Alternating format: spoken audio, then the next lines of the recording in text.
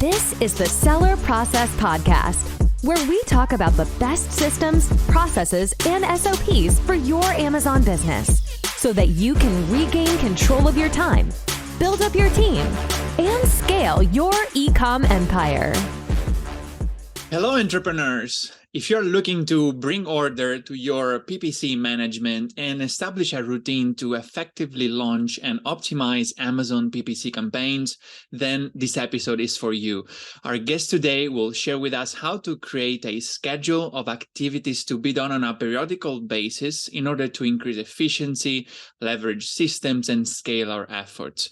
I'm joined today by Bernard Nader, an engineer turned Amazon ads specialist who, after several years of learning through paid PPC courses, paid masterminds, attending seller conferences, seller meetups, implementing and testing different strategies for his own business, as well as for several other successful Amazon sellers, Bernard developed and perfected his very own proven and proprietary ad system engineered to rapidly grow and scale Amazon businesses in as little as 87 days.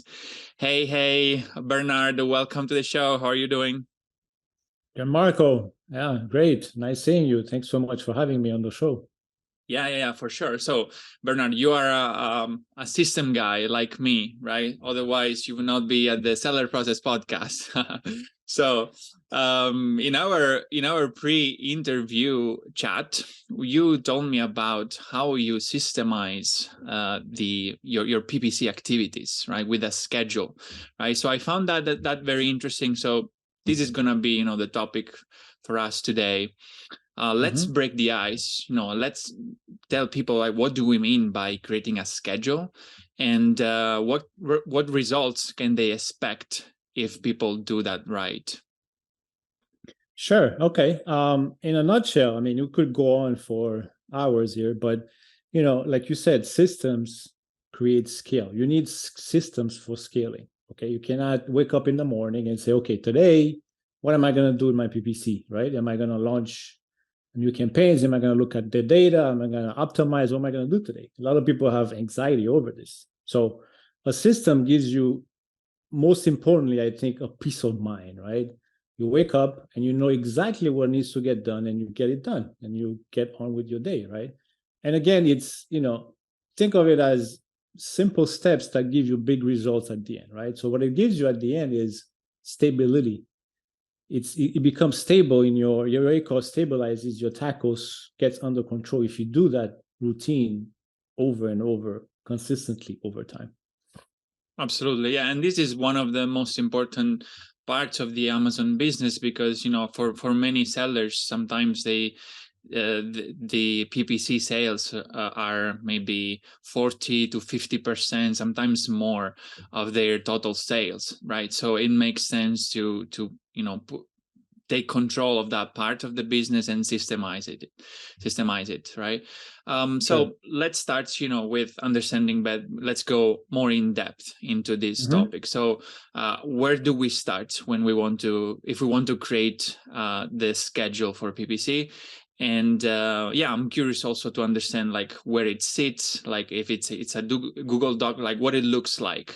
Do you use any tools for that? Yeah, just let us know more. So, all right. So the top level, the most important thing for any business, any entrepreneur is understanding their numbers, right?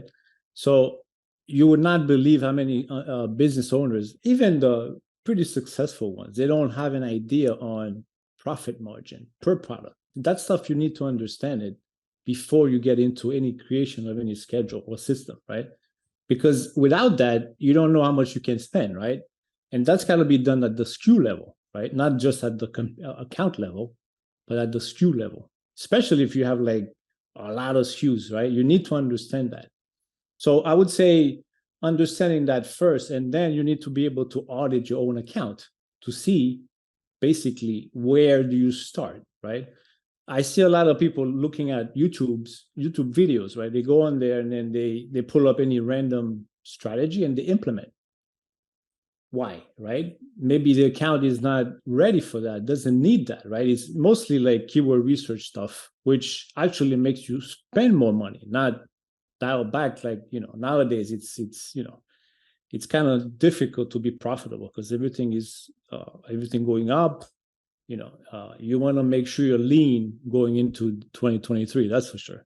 So I would say where it sits is, we have SOPs that we have on, for every single process we created in the system. We have a system where we have it on Trello. So every account has a Trello board, right? And it's basically by day. And every account has, as you know, every account is different. So there's certain things we implement on one account and certain things we don't, right? So every account has their own Trello board, and on that Trello board we have SOPs, basically of what needs to be done for the week or the day or so. Okay, cool. So is it so definitely, I totally agree with you with the use of a project management tool like Trello. I personally use Asana. So definitely that's exactly. So that's part of building the system, right? Using a tool that allows you to, manage the system. And then you said you have this like Google Docs, right? So like the SOPs are actually Google Docs, right? And so where then like how does this schedule looks like? So let's kind of break down the components of this Trello board. If people are not familiar with Trello, maybe you can explain that. Sure. But yeah, let's go there. Okay, I mean Trello is it's a management tool, right? So basically, it's project management, right? So basically, the simpler the better. You don't want to complicate things, right? So we have by day. So you have a bunch of lists, and then you have Monday, Tuesday, Wednesday, Thursday, Friday, or Saturday, right? So each board has the numbers as well for the account. So we need to know at the SKU level. So each board has a special card, they call them, right?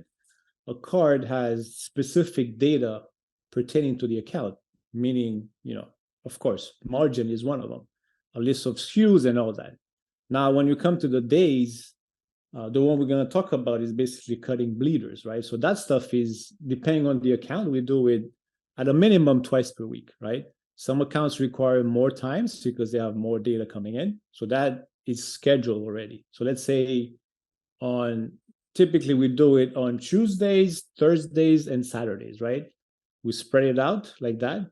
And sometimes it's only done twice a week, which let's say Tuesday and Thursdays, right? So this would be one thing. Another thing is, let's say the brand wants to launch a new product, for example, right? So we have it on the board on this day. They will send us the data for the PPC, all the keyword research, all that stuff is done. They send it over, and then on a scheduled day, we need to have all the campaigns set up for the actual launch of the product, right? So all that stuff is there on the board. So when you wake up, you basically know exactly what needs to get done. This is part of scaling anything, right? Since we have multiple accounts, you need to have a system. You need to be organized, right? You need to have an actual plan on what to do per account. Absolutely. Day, right? Absolutely. Yeah. And that obviously helps with, sharing tasks with team members, because I imagine you're not the only one who is working in your agency, right? So managing those accounts. So definitely it's what helps, team building and team management. So you mentioned these activities happens 2-3 times a week. Is there like, do you divide your Trello board or your schedule basically on like what are I'm curious to understand what are the periodical time frames. So are there activities on a daily basis, weekly basis, monthly, quarterly? Like how often those happens? You just mentioned maybe some. Do you have other kind of activities?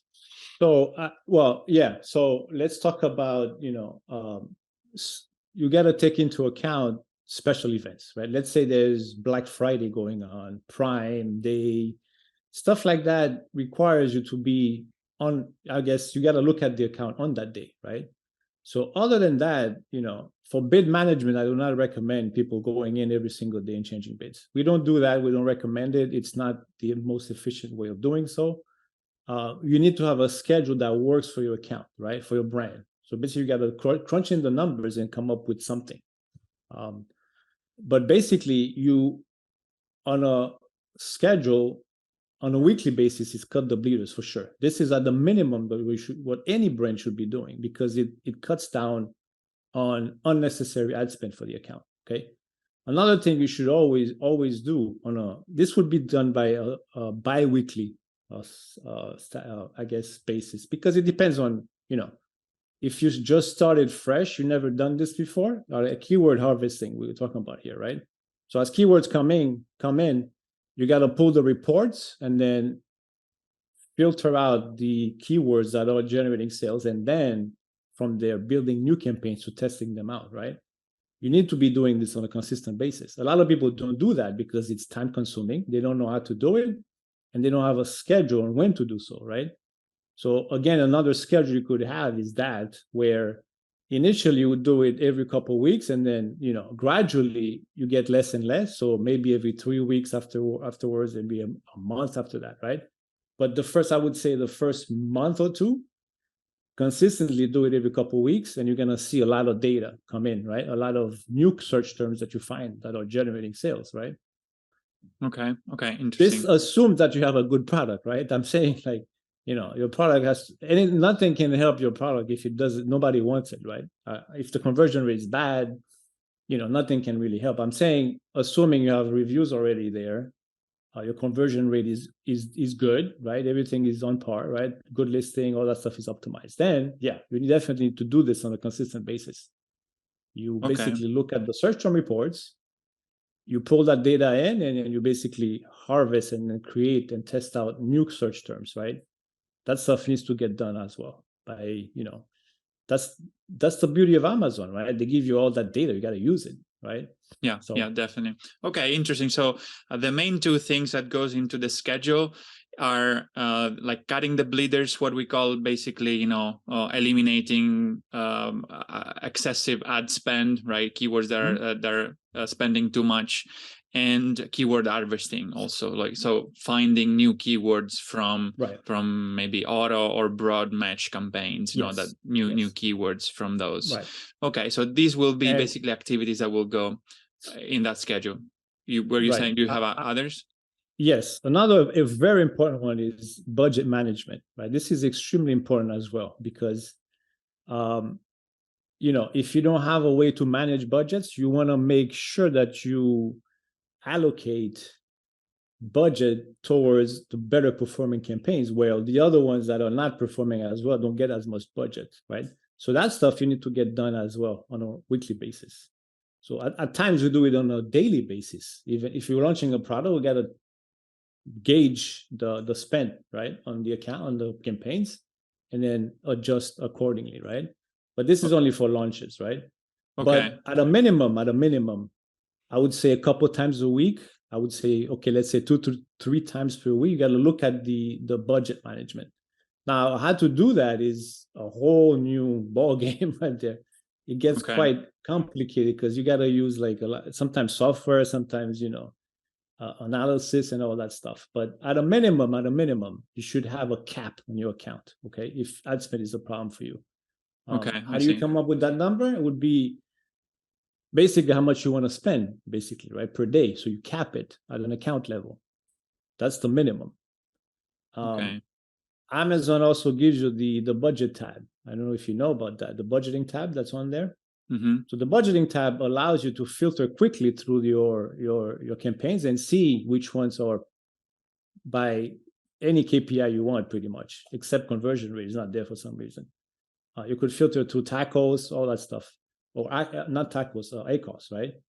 And then you basically look at the ones that are better performing, then you give them more budget. And the other ones that are not doing so well, you lower the budget. This is at a minimum what you should be doing, right? At a minimum. Okay, got it. Yeah. So basically then we got now like three different activities that goes into our calendar, into our schedule of activities. Cutting the bleeders, keyword harvesting, budget management. Yes. Okay, so these are 3 things that are like periodical. Plus we will add other activities that are come as a depending on what's the maybe new product launches, depending Yes. on what's the type of situation we're facing. Sure. Okay, perfect. Sounds good. Seasonality, if there's there's Black Friday, there's Cyber Monday, there's Christmas, Hanukkah, all that stuff. Chinese New Year, a lot of there are a few Indian holidays as well. Depending on what type of product you're selling, you should know the seasonality of it and basically look at the PPC when all that stuff is going on. And mainly there is the budget management that's more important, right? So if you increase your PPC or your CP or your bidding, you want to make sure that you're not overspending, right? So that's the important one here. Yeah. Okay. That's great. Okay. So very interesting, guys. Let's just build this mindset of creating a calendar, a schedule. Maybe you're already familiar with creating calendars if you're doing social media management. Okay. So it's something similar, but in a different way because it's applied to PPC, right? So we have on a weekly basis a number of activities that we need to perform, and those are the ones that we mentioned. Okay, so we never miss a bit because we have it there, sit in our project management tool, so we don't miss we don't miss any of those activities that help us to optimize and cut excessive ad spend and so on. Okay, so that's the whole purpose of having this. But I want to go back just for a second on one thing that you mentioned, because I think it was interesting to kind of highlight and stress for people listening, is that you said, like, most people just maybe go on YouTube or on a podcast and they learn about a PPC strategy and they implement in their business, which, it might be either a good or not, kind of strategy. We don't know. But what the point that you made is that it should be custom made. You should think about your own brand, your own product. Okay, so that's the main point. We're not saying that the strategies that you find on YouTube are bad. We are saying that you should optimize them to your products and your business, right? So one point that you mentioned is that you should look at the profit margin per SKU. Okay, so that's a very important part because it gives us, the maximum amount that we could spend on a product. But then, I'd like to go like one step further and ask you, are you considering also lifetime value of the customer? Because most people evaluate, their maximum ad spend only based on, the unit profit margin. But that's we know that for some products, it's not the case that we only earn what we make with one sale, because many products are have repeating purchases. So yes, over the lifetime of the product we get many orders. So I'd like to hear your thoughts about that. Exactly what you said. If you're selling a replenishable item, let's say you're selling supplements, for example, then yeah, lifetime value would be considered for sure. But if you're selling a one-time thing, which is mostly what people sell on Amazon, right? Like a product, let's say a dog leash, for example, right? Most likely you're going to buy one, right? They're not going to come back and buy it again unless they have more than one pet. Highly unlikely, right? Because they won't be able to find your brand anyways, right? Unless you sell like a line of products, then that would make sense. But I would say, yeah, if you're selling like a replenishable product, for sure, I would look at the lifetime value for sure. Yeah. Okay. So then how do we take into account, this number? So basically we can derive a number of metrics from here, our maximum CPC or, our maximum ACOS, right? So once we have these metrics, that we know what's the maximum ad spend, like how do we use these numbers in order to craft our strategy, our PPC strategy? So I would say, let's say you're selling supplements, right? So let's say a lot of supplement brands can tolerate a higher ACOS because of this, because they can tolerate like 60% ACOS and they're still doing fine because of lifetime value. The customer subscribes, right? So the way I would look into it is basically you got to crunch the numbers, right? Amazon doesn't give you that information. So you got to find your own way to come up with, hey, what makes sense? Is 50% ACoS, okay. As long as you're making a profit, then yeah, that makes sense. But you got to calculate that using taking that into consideration for sure. But I won't gauge it, like you said, exclusively on like a one-time deal, because the same customer might come back two months ago and buy the same thing, right? And rebuy and buy again. So you could definitely sustain a higher ACoS by something like this for sure. Okay. You just got to crunch in the numbers. That's all it comes down to. Right. Instead of the ACoS, if your target, your profit margin is like 25, right? You might tolerate a little less margin at a higher ACoS. That's still fine because of repeated buyers, right? Right. You don't spend for them; they just come to you automatically. So that's something to consider. But then again, it's crunching the numbers. Again, it comes back to knowing your numbers, understanding. How many of them do you actually have? How many subscribers do you have? Okay, all that stuff comes into play for sure. Yeah. Okay. So then, once we understand our numbers, we know what our unit profit is, or our maximum ACoS that we can afford is. Then we could we have a benchmark basically to understand what's gonna be the maximum ACoS that we can afford to spend, right? So then going back to what we mentioned before, like cutting the bleeding keywords, right? So that activity is going to be based on this number, right? So let's give people an example of how this process work. So cutting the bleeding keywords, and so that people have more clear ideas on how to create the SOPs. And by the way, you guys will be able to download this SOP that will now Bernard is going to introduce in the show notes. You will find it in thesellerprocess.com or in the description of the YouTube video. So Bernard, let's go through this process of how to cut bleeding keywords.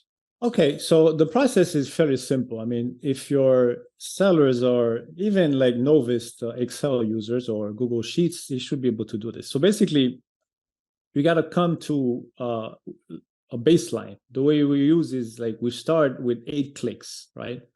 So the reason we picked 8 clicks is simple example, right? Let's say you have a 50 cents cost per click on your average, let's say the past 14 days or so, right? For one SKU at the SKU level here, we're talking about, right? So you got to make sure you do this at the SKU level. Remember, because each SKU, depending on what you're selling, are different. Everything is different. So let's assume 50 cents cost per click, right? So let's say it takes 8 clicks. We're starting at a baseline of 8 clicks here. So you're going to spend $4. Let's say the product is $20, right? So ultimately, you're going to spend $4 on that, right? Now let's assume the Amazon fees are like $7 generally for that category, maybe 20. This is a small item. Let's say $7 fees, everything included. So here you're looking at a profit margin of like 25%, meaning $5, right? So in that scenario, it works starting off with eight clicks, okay? But if a product is $40, then you can afford more clicks, okay? So, but the strategy comes with understanding how many clicks you want to start off with. I suggest you use 8, and then from there you can go up or down, right? And then the process is basically straightforward. You look for the last 14 days, okay, of ad spend where people clicked at least 8 times and nobody ordered anything from those keywords. Then you would go in there and then lower the bid by 25%, okay? So this is done, we typically do it, like I mentioned, a couple times a week. Some products require like 3 times because they have a lot more volume, right? So you got to gauge to see how efficient that is for your products, okay? And basically remember that you got to do this at the SKU level, okay? Because each SKU is different. Unless you have like one product and you're selling variations of color variations, right? So all of them are the same, basically price, right? Pretty much. Got it. But if you're selling different products, you want to gauge, you want to see if the 8 clicks make sense at that price point, right?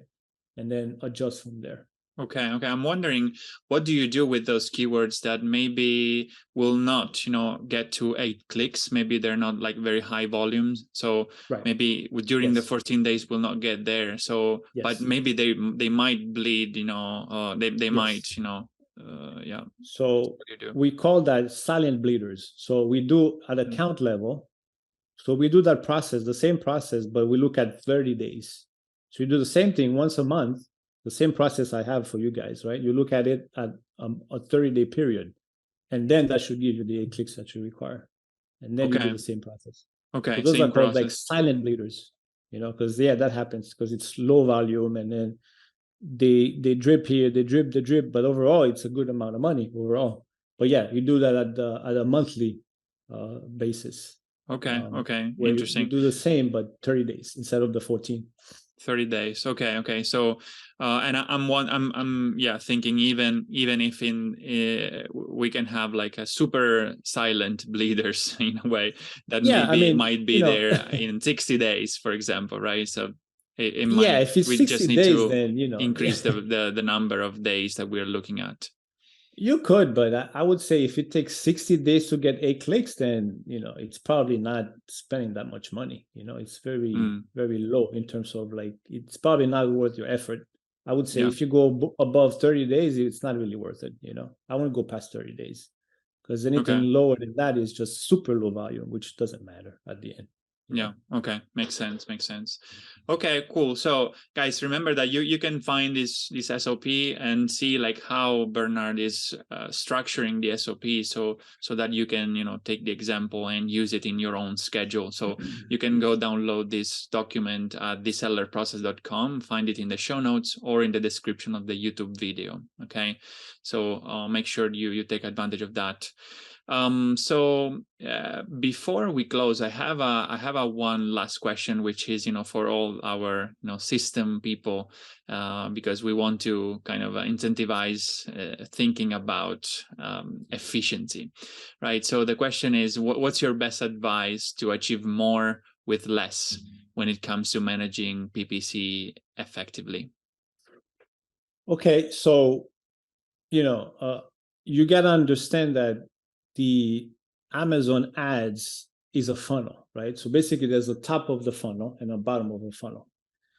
Now, as I know, if a lot of people don't go into this, but basically, if you're a seller that's struggling with profit margin, which is like now nowadays it's kind of like everybody's tight in terms of margins are shrinking. So I would suggest basically you focus on bottom of funnel ads. So typically those are sponsored products and sponsored display ads, right? But the ones that give you ranking juice is only sponsored products, right? So the advice I would say is if your sponsored products is not on par with, like, if it's not stable, if it's not really if you're not using a system to basically keep it stable, then don't go into anything else until you get this dialed in.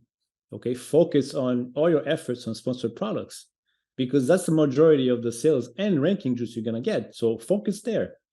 And then once you do get to the point where you say, okay, everything is stable, I have my costs under control, I'm making money. Now I could invest in like brand awareness stuff, which is top of funnel, okay, which is where sponsored brands comes in, sponsored brands video. You could do that, but until then, you should do minimum stuff over there because I see a lot of people like they see like sales are going down, they're like, oh, they're panicking, and then they're trying all kinds of different ads. No, focus on the lion's share, which is sponsored products. Okay. Yeah, makes sense. Focus It's there. the 80-20 rule applied to 80-20, that. yes, Yeah, exactly. awesome. And at the most, I mean, I won't say at the most, on average, you only have 20% of sponsored product sales coming from sponsored brands overall. From what we've seen on the accounts we manage, that's about right. 20% of it only. So it's not a big thing. It's just a different type of ad that you can do once you have your sponsored products dialed in, only then. Okay. Makes sense. All right. So obviously, PPC, it's a very complex world. If people would like to reach out to learn more from you and what you do, where can they reach out to you, and how can you help them? Sure. I mean, they can reach out I'm on Facebook, I'm on LinkedIn. So basically, Bernard Nader. You can find me on there. My website, also, of course, as well. It's www.ppcmaestro.com. You can go there, and then I have like a calendar there. You can book a call if you want to discuss certain business goals that you have. Yeah, I mean, DMing is probably the best, and email as well. We can put in the show notes. It's ben@ppcmaestro.com. So there's like 4 or 5 different ways you could I guess reach me, and yeah, I'll be more than happy to help. Perfect. Yeah, thank you very much, Bernard, to share these insights with us. I hope we'll probably have some other episodes in the future to discuss more PPC stuff. Sure. Thank you. Yeah, there's a lot to talk about for sure. I mean, Yeah, we should do one about budget management, because that's a huge one right now. So yeah, we will. that's Cool. a good one. All right. Thank you, Bernard, again. Guys, remember, the key to success is to emulate the best. So take home the advice that Bernard just shared with us. Remember to download the complementary materials in the show notes of the episode or in the description of the YouTube video. Take home this advice and start implementing it in your business. All right. I wish you to have a productive week, and I'll see you in the next episode. Hey, entrepreneurs, I hope you enjoyed the episode and learned something from the interview. If you're serious about creating systems for your business, automating processes, and building up your team so that you can transfer the tedious daily tasks in order to focus on more high-level strategic tasks and work on your business and not in your business, I've created a guide for Amazon sellers named Capturing Systems and Creating SOPs that you can find at thesellerprocess.com/systems ebook, where you will learn how to leverage systems and SOPs in your Amazon business so that you can accomplish more by working less, optimize your time, automate and delegate tasks, and reap the benefits of being a true business owner and not simply an operator in your own business. Go download the ebook at thesellerprocess.com/systems ebook and start implementing all the tips and insights that I share with you. And leave us a review or a comment to let us know how the content we are sharing here is making an impact in your business. And have a productive week.